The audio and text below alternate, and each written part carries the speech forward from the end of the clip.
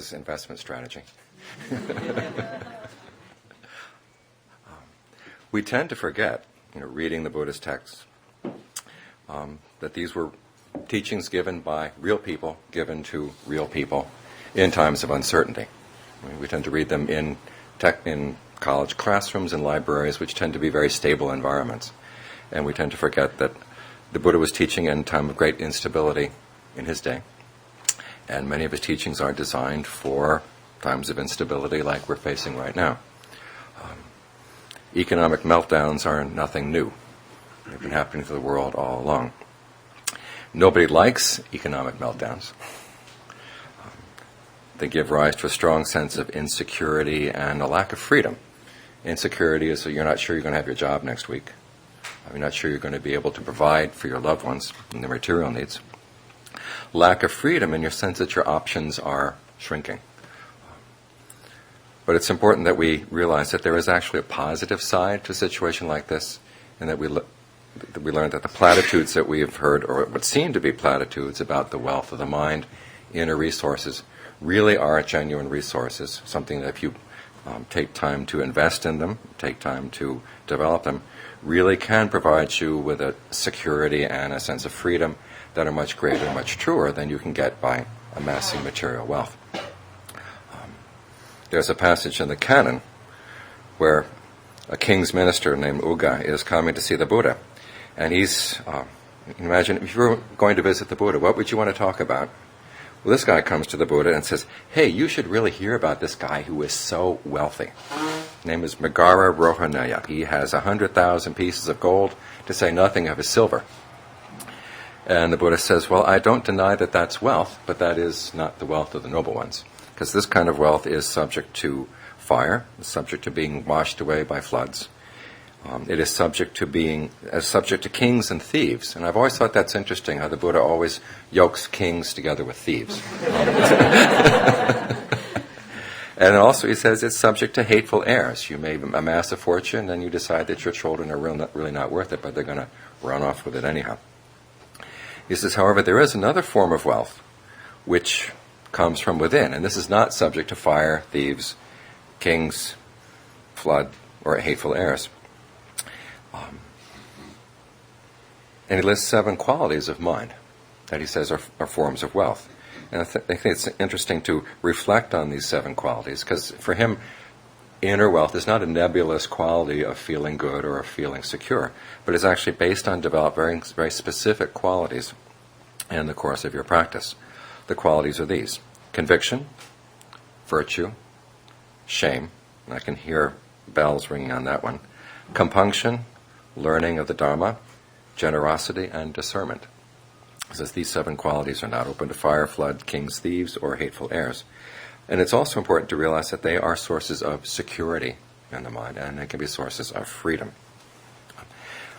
Another quality that the Buddha identified as a form of wealth, which seems to underlie all of these, is a sense of contentment. In other words, it's a sense of enough. And it's interesting that the Buddha is very particular about where contentment applies. It should apply to things outside. In other words, what you have materially, you learn how to develop a sense of contentment around what is available to you, so that you can devote your energy now to looking into the mind, to see what areas of the mind are not good enough to be content with, areas of the mind that you can actually develop and improve. The Buddha once said that the secret to his awakening was that he never rested content with what he had in terms of qualities he had in the mind. He learned contentment with things outside. Contentment with things outside, we have sometimes we're told that this is going to be really bad for the economy. And this is where the values of the economy and your values of your own inner health, your own inner wealth, really do come into conflict. Back in the time of the Cold War, in the 1950s and 60s, when American advisors were taking the Thai government under their wings and trying to help prevent what they felt was the domino effect of, suppose Vietnam was taken over by the communists, then Laos and Cambodia would go, and then Thailand would go. And they felt they really needed to develop a strong economy in Thailand. And so they asked the Thai government, please go out and tell those Buddhist monks not to talk about contentment. Bad for the economy. But you have to decide at some point, are you going to live for the sake of the economy, or are you going to live for the sake of your own inner health? And this is where you have to make your choice. Based on that material sense of enough, regardless of what you've got, learn how to review it as enough. Then you can start looking at the qualities of the mind that really do need developing. The first one, as I said, is conviction. And this is because if you just see developing these inner qualities as a kind of investment plan, you've got to have trust in what you're doing, have trust in your investment.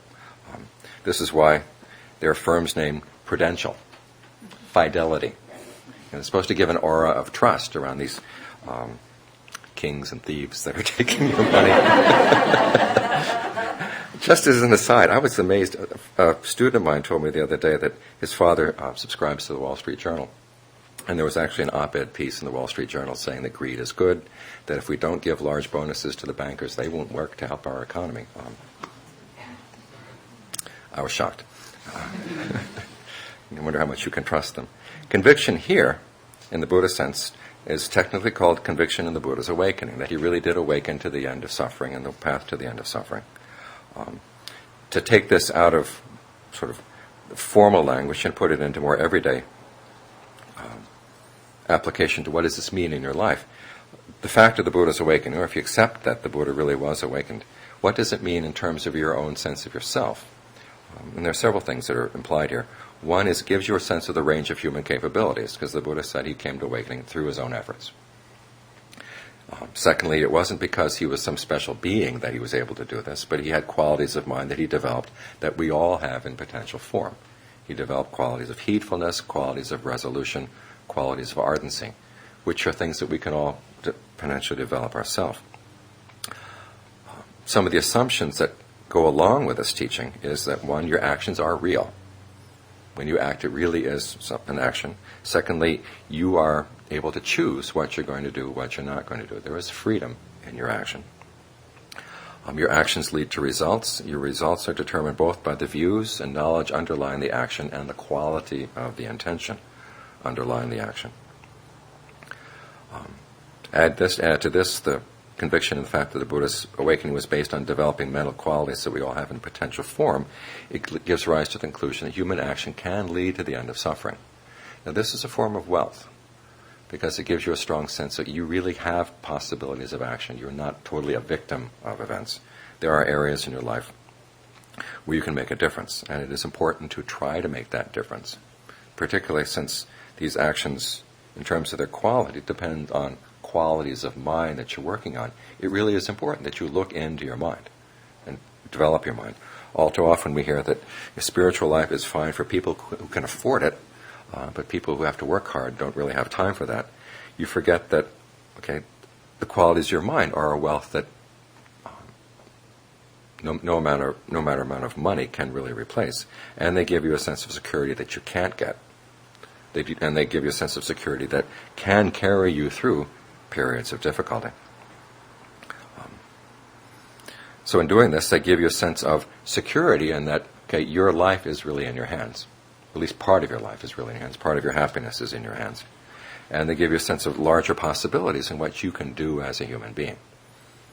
You're not simply a victim of events, that you can actually direct your mind, train your mind in such a way that it can learn to be happy in any circumstance. That's the kind of the promise of what the Buddha's awakening has to say.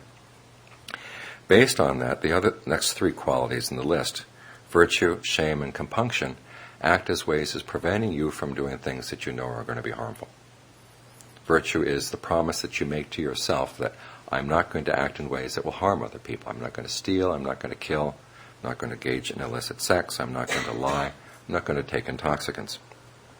Notice that these are precepts that you take on of your own volition. There's nobody imposing anything from outside.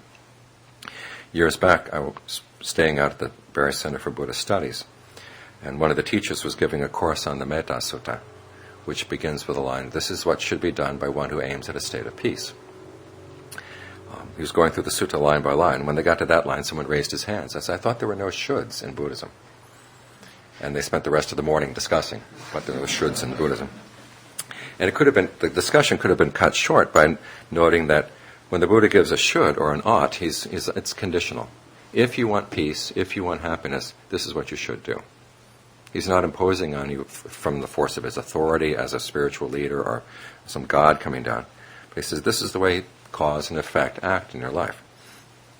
And one of the things that you, if you want a state of peace, that you should try to promise yourself is you're not going to do anything harmful. Now this promise is strengthened on the one hand by developing a sense of compassion. Compassion comes from seeing that if you really want to be happy for any length of time, you can't base your happiness on other people's suffering. Because they're not going to want it to be imposed on like that, and they're going to do whatever they can to destroy your happiness. There's a story, I may have told it here before, King Basenadi in his palace with Queen Malika. And they're kind of one-on-one up in the bedroom of the palace. And at one point, the king turns to this queen and he says, is there anyone that you love more than yourself? You know what he's expecting? He's expecting, oh yes, your majesty, I love you more than I love myself. And then, who knows what's going to happen after that.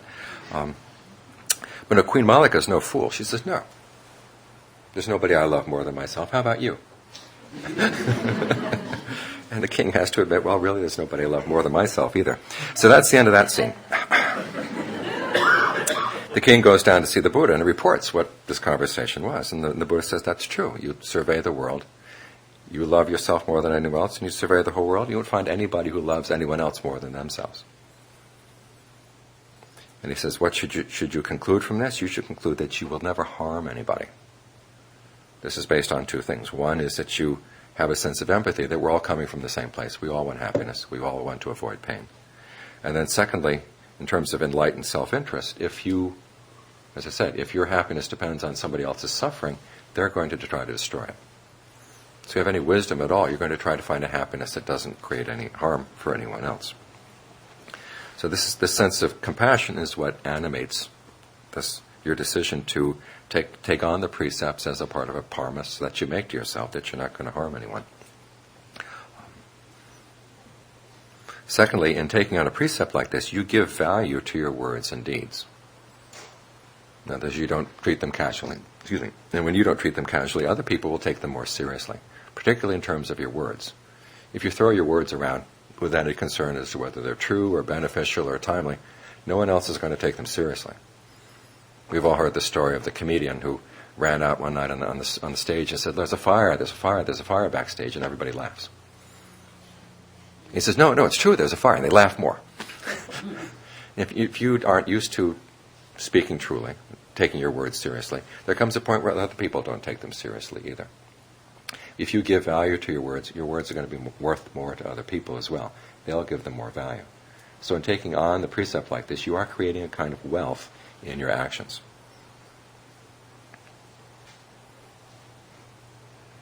As for the qualities of shame and compunction, many of us think of shame as an unhealthy emotion because we think of being ashamed of ourselves, low self-esteem. In the Buddhist sense, shame is not low self-esteem, it's a product of high self-esteem. You regard yourself as a worthy person, a principled person. You think of doing things that are mean and nasty, and you would be ashamed to do that. In other words, it's shame around that particular action rather than shame directed at yourself. So this comes with a high sense of self-esteem. This is below me, I don't want to do that. And this protects you, together with compunction, which is a quality where you look at the results of the action, you realize, okay, this unskillful reaction is going to cause a lot of harm and suffering. I don't want to go there. I don't want to bring on that harm and suffering. When you have these two qualities working with you, they work to prevent you from acting on impulses that you know are unskillful. And in this way, you protect yourself from having to endure a lot of remorse afterwards. Because of the things that cause remorse in life, it's the things that you know you did that were unskillful, you went ahead and did them anyhow. And then you see the harm that results. There was a history of the policies of the American Army over the past century that was printed in the New Yorker a while back, in which apparently during World War II they actually had, instead of having just journalists embedded in the Army, they had sociologists embedded in the Army, psychologists, noticing, and their main interest was when the troops are being attacked, what percentage of them fire back and actually aim at the enemy. And they found that during World War II it was a very small percentage that actually aimed at the enemy. Most people, when attacked like that, they couldn't bring themselves to kill another human being. So they'd fire up in the air, they'd fire away someplace else. There's only something like 15-20% of the people actually aimed at the enemy. Now the army decided this was untenable. So during the 50s, they brought in a lot of psychologists to say, how can we help dehumanize the enemy in the eyes of our soldiers? And so in terms of the target practice they had and the ways they had of sort of getting people into the mode of being a killing machine, by the time they got to Vietnam, they had the percentages up over 90%. And then they began to notice afterwards that the veterans coming back from the Vietnam War were a lot more damaged psychologically than the ones during World War II. And apparently 90% was not good enough, so by the time of the Gulf War, they had it up to 90-something plus a bit beyond that. And again, more and more damaged people were coming back. And so you could see from this that the people psychologically damaged from the war, it's much more serious for the people who know that they did something really bad, that they actually killed other people, that they actually harmed other people, rather than the people who were harmed themselves. The people who come back wounded, but not having killed anyone else, are psychologically much more adjusted, much more able to deal with situations than the ones who actually killed. And you hear of people who are going through an extreme amount of remorse over their past actions, and you realize they would be willing to give any amount of money to wipe out that memory, to be able to go back and not have done that. So this is why shame and compunction are an important form of wealth. They prevent you from doing the sort of things that you will have to feel remorse for in the future. So it's an important part of wealth, that we try to develop this quality. You look at an action, you realize it's unskillful, you tell yourself, that's beneath me. Regardless of what the practical consequences might be, you said, I want to maintain my mental health, I want to maintain my psychological health on into the future. The same with a sense of compunction. So it's in this way, when you have a healthy sense of shame, it really is an important form of wealth. The fifth form of wealth is listening and learning the Dharma. And these are teachings that teach you the value of training your mind, teach you the value of developing a life of generosity, virtue, meditation, trying to develop concentration, insight, and compassion in your life. It's because it's good to have this kind of memory sort of floating around in your mind. It defends you against the values of society that want to turn you into nothing but a producer and consumer of material things. Realize there's something that's more important than the aims that these people have.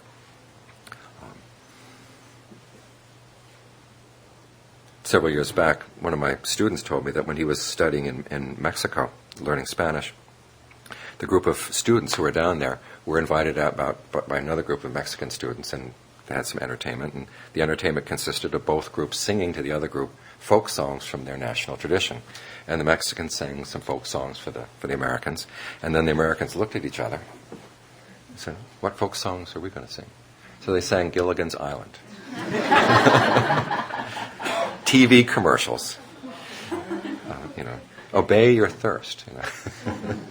And if we have this stuff rattling through our minds all the time without any other values to counteract them, we do tend to act on these things. There seems to be inherited wisdom in all the commercial jingles that we've been exposed to. And so it's important that you learn how to listen to teachings. And this means not only listening, but also thinking about them to try to come to an understanding, and actually memorizing some statements that you really feel are wise, so that you have a fund to draw on when times get difficult. During my time with my teacher in Thailand, Ajahn Fuang, during the years when I was with him, if you would ask me, what does Ajahn Fuang teach? I would have been really had a hard time kind of boiling it down to just a few succinct principles. The year after he died, however, there were problems in the monastery. Questions of succession, questions of who was going to take over the monastery, what different agendas that various people had for the future of the monastery. And I was stuck in the middle. I'd been put in charge of training the new monks, but I was in a position with responsibility but no authority, which was a really bad position to be in. And I was feeling I was kind of the target a lot of the issues that were coming up. And it was at that time that many of the teachings that Ajahn Fuang had given me began to come into my mind. I could remember, When a difficulty like this comes up, he would say something like that. When this difficulty came up, he would say something like this.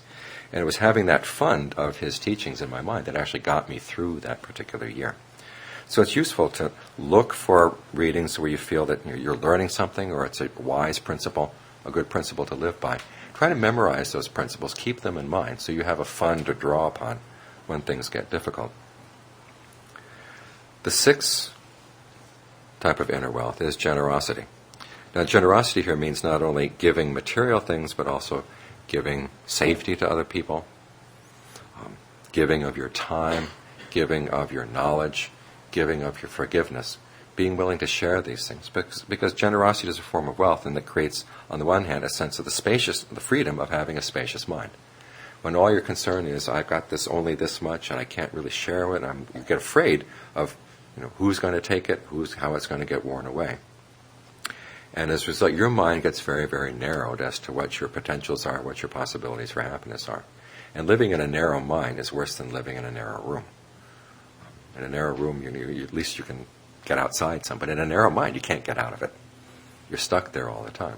And so as you begin to share with other people, and as I said, it's not necessarily material things, but it's also sharing your knowledge, sharing your forgiveness, your mind grows, and at the same time, you're breaking down barriers with other people.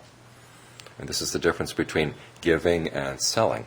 When you sell something to someone else, you're putting up a barrier. Okay, if they don't pay that price, they don't get it. But if you actually give something to someone else, that barrier gets removed. So there's a connection that's created through giving. There's an old riddle that they tell in Thailand. The riddle is this: suppose you catch one fish, how do you get to eat it all year?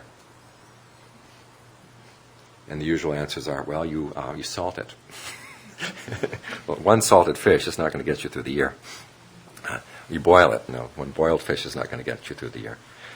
The answer is you take it and you divide it up and you share it with your friends and neighbors.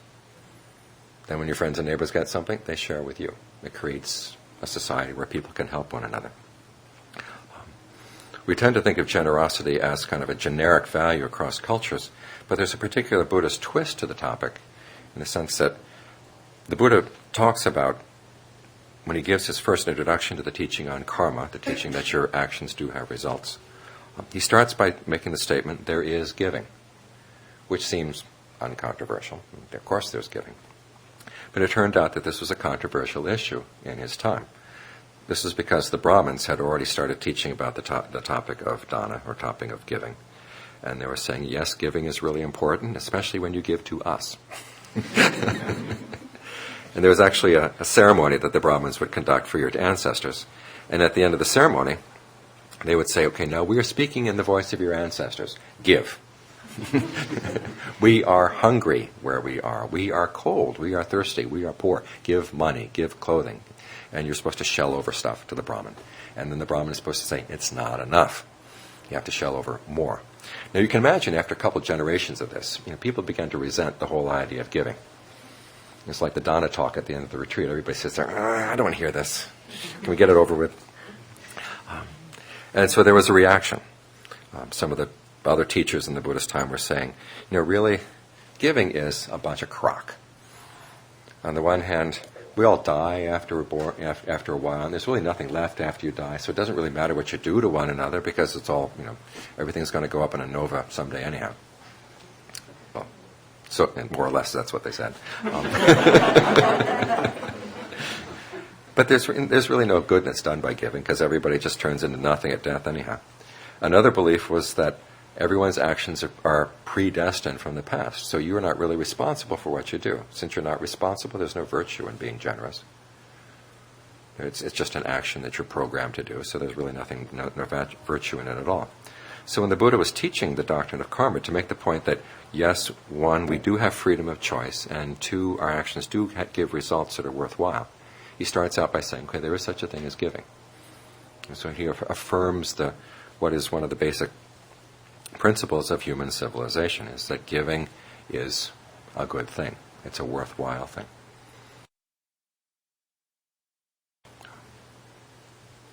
The Buddha himself said, if people realized the good that comes from giving, they would not eat a meal without having shared part of it. You see, even if it was your last meal, you would still share some of it if you knew the results that would come from giving. So when we think about our shrinking, this is one of the advantages of being a monk. Is a 401k? Yeah. That's one of them. And all the other things. You see these things shrinking, and if all you can think of is, oh my gosh, it's going to disappear, it's still worthwhile to give, because the wealth for the mind that comes in exchange. It may seem strange to think about gaining from your practice or having a getting mind. In fact, many times people are told, spiritual materialism is a bad thing. Practicing with any idea of gaining or getting is a bad thing. And that's bad in the sense that, you want to invest 5 cents and you want to get $1 in return. Or if you want to invest a little bit of your time and you want to get huge results. Or you want to get results by the end of the weekend. This is one of the big problems you face in meditation retreats. You've got only 5 days, February 27th to March 4th. Okay. And you say, I don't want too much out of this, but at least, the first jhana. You're creating a pressure cooker for yourself. You've got to get those results within that particular period of time. And you're going to drive yourself over the edge. And this is why the over the edge. Okay. And this is why the teachers have to tell you, don't have any idea of gaining anything out of this, just learn how to be in the present moment, so you don't create those artificial pressures. But if you're thinking of the practice as a lifelong practice, you've got to get some idea, okay, there's something to be gained out of this. Otherwise it becomes pointless. It seems a waste of time. And so the Buddha, in teaching generosity, says it's okay to expect a sense of happiness, a sense of well-being in return for your gifts. And it's important that you have this sense that you really are gaining something important in mind. Again, this develops a sense of security, that you are the type of person who has a sense of enough that you can give to other people. And at the same time, it gives a sense of freedom. When you know that you have enough to share, you're not a slave to those few material things you've got. The 7th form of noble treasure, I've got to look at the clock here. Oh my gosh, okay, I've got time. The 7th form is discernment.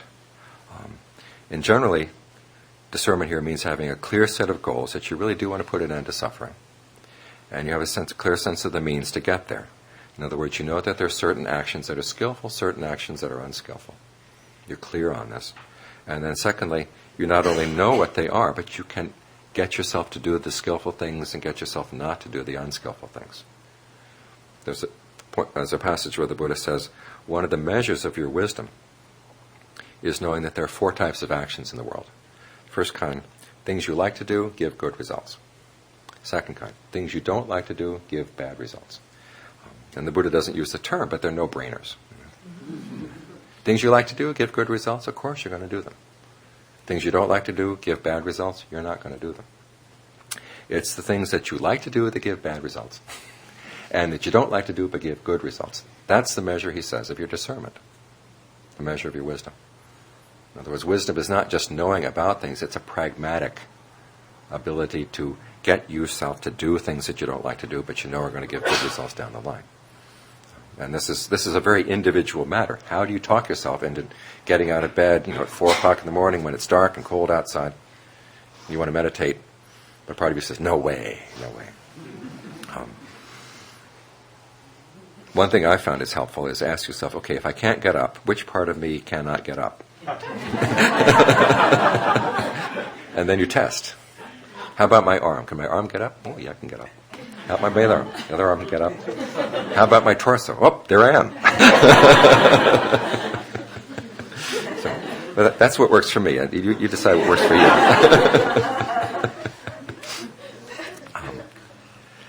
Having a clear set of goals and a clear sense of how you're going to get to the goals is a form of wealth in the sense you're not going to waste a lot of your time on useless things and useless activities. An important part of getting this kind of discernment is realize that you've got to make distinctions as to what's skillful, what's not skillful, what's important, what's not important, what's your business, what's not your business. I mean, very basic kinds of things. And it involves developing a sense of judgment. Now again, judgment is one of those words that has some bad connotations in Buddhist circles. Largely because when we think of judgment, we're thinking of a judge sitting up on a bench And we're down there below the bench, and he's deciding whether we're guilty or innocent. Now, this is not the model for the Buddhist take on judgment. Instead of a judge sitting on a bench, think of a carpenter sitting on his bench or a pianist sitting on her bench. The carpenter sitting on his bench is working on a piece of wood, trying to make something out of it. And as he goes along, he's trying to judge, is it going well, is it not going well? If it's not going well, what do I change? So instead of passing final verdict on something, it's using your powers of judgment as you go along as a way of learning. The same with the pianist. As she's playing her piece, if she's judging, how does this sound? Can I put more feeling into it? How do I phrase it? If I've played this phrase one way now, how do I go to play it the next way down the line? Again, she's using her judgment as a way of improving her next actions. It's a basis of learning. If you look at judgment in that sense, it's very obviously a very wise thing to be able to develop. So judgment involves making distinctions. And if you look at the distinctions that the Buddha has you make, in the text describing the forms of wealth, he says, discernment here means insight into arising and passing away, leading to the end of suffering. Now, arising and passing away is something very obvious. Things arise, things pass away. We see it every day. Big deal. And he says the problem is that you don't look into the arising and passing away carefully enough with enough powers of judgment. Our problem, many times, when we think about wisdom or discernment, is that we're trying to look behind things. Okay, what's operating behind this? We're trying to peek behind the surface of things to see what's operating behind it. And he says many times what you need to see is actually look right there in front of you, and you're not really looking at it carefully enough. Years back, they were doing an experiment on different couples. They would get the couples all wired up so they could measure the sweat in their palms of their hands, their pulse rate, all kinds of physical things, and then they would take a video of them, and they would get them to discuss a minor irritant in their relationship. And they'd have them talk about it for 15 minutes. And then after they got all this information, they would play the video, and they would play only 3 minutes out of the video, but they would slow it down. And they'd say, look for the fleeting expressions on that couple's face. And if you see any contempt on either side, you know this relationship is not going to last. And they could tell within 90% accuracy, just by looking at the fleeting micro-expressions on the people's faces. Now, those of us who have devoted ourselves to, making the experiment of trying to develop a long-term relationship, actually getting married, and thinking that someone could look at us, interaction 3 minutes, and they could tell whether the relationship was going to last or not. That's kind of scary. It's all on the surface. It's right there. And the thing is, are we going to read it or not? This is why when we talk about Buddhist wisdom, I think it's, I know that they've copyrighted the phrase, but you can think of it as wisdom for dummies. Now, there's people who realize, I don't know, I want to learn. And they say, okay, you don't have to really think about what lies behind things, but look at what's on the surface in your life. In particular, what are you doing that's causing pain? What are you doing that's causing harm? What are you doing that's not causing harm? What are you doing that's causing short-term pleasure? What are you doing that's causing long-term pleasure? Look for that. It's something very simple. You start with your outside actions. In fact, the Buddha said, wisdom begins with this question. What, when I do it, will lead to long-term harm? What, when I do it, will lead to long-term happiness? The reason this is wisdom is, one, you see that your actions are important in giving rise to pain or suffering or happiness and pleasure. And you also realize that long-term happiness is more worthwhile than short-term happiness. That's the beginning of wisdom right there. From there, you look deeper in, and you take that principle that you develop from conviction, that you do have choices. Okay, what are you going to choose to do to give rise to more long-term happiness? There's a verse in the Dhammapada where the Buddha says, if you see a greater happiness that comes from abandoning a lesser happiness, be willing to abandon the lesser happiness for the sake of the greater one. And there was a famous Pali translator who in his notes to the Dhammapada said, this could not be the meaning of this verse. It's just too obvious. Well, yes, it's obvious, but how many people do you know really live by that principle? And many times it was the Buddha's task in life is to point out the obvious to people. If you're hitting yourself on the head and it's hurting, maybe you should stop hitting yourself on the head. from that, another principle that's very basic is look at what's your business and what's not your business. Again, it seems very simple, but essentially it gets down to the fact, okay, there are things that you're experiencing now that are results of past actions, which you cannot go back and change. But there are also things you're experiencing now that are results of things that you're doing right now. You can change that. Focus on that. That gets you focused on that particular issue. Secondly, you look at the kind of suffering that you're experiencing in your life, and you ask yourself, okay, what kind of suffering here is just built into the nature of things? What kind of stress is built into the nature of things? And what kind of stress am I adding? And this gets down to a technical point, which the Buddha said there are two kinds of stress in life. There's stress in the context of what you may have heard, the three characteristics, that things are in constant, stressful, not self.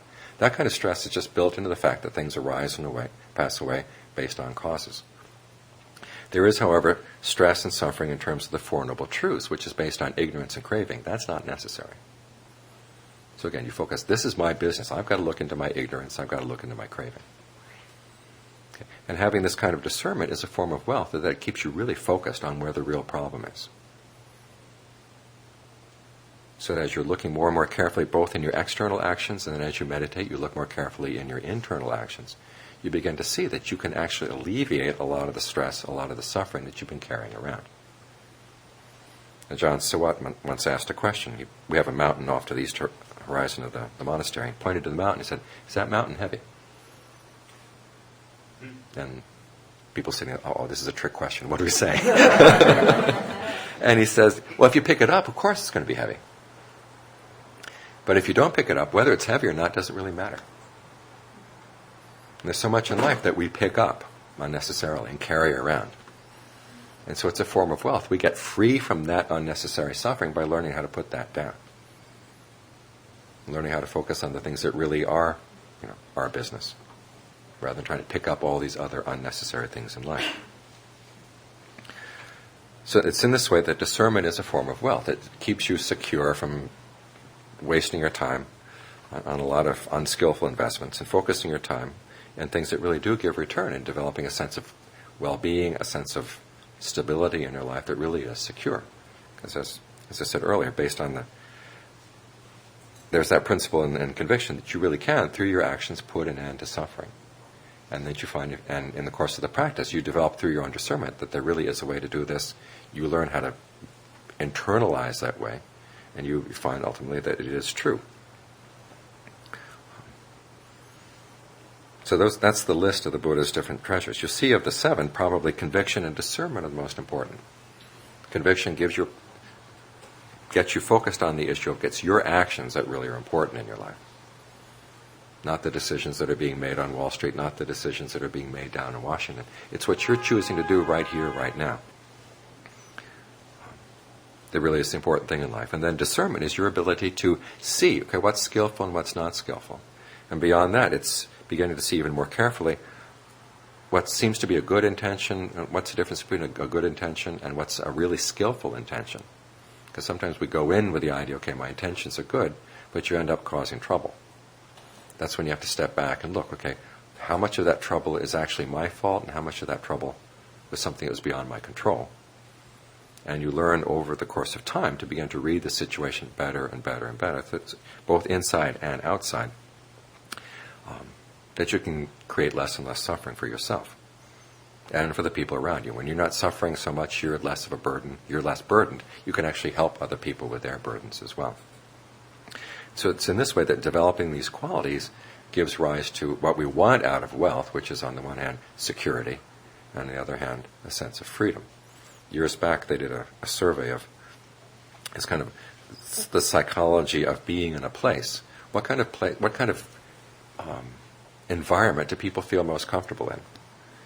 And they found out after doing a lot of tests, it's people would like to live at the edge of a forest facing a wide open meadow. The forest provides security. You have a sense of being sheltered. The wide meadow gives a sense of freedom. That's kind of a psychological wealth. And this is what the Buddha is providing in his teachings, a sense of security, that you have a safe basis for your happiness, and that you have a wide range of freedom in terms of the choices you can make in life, to be skillful to help yourself and to help people around you.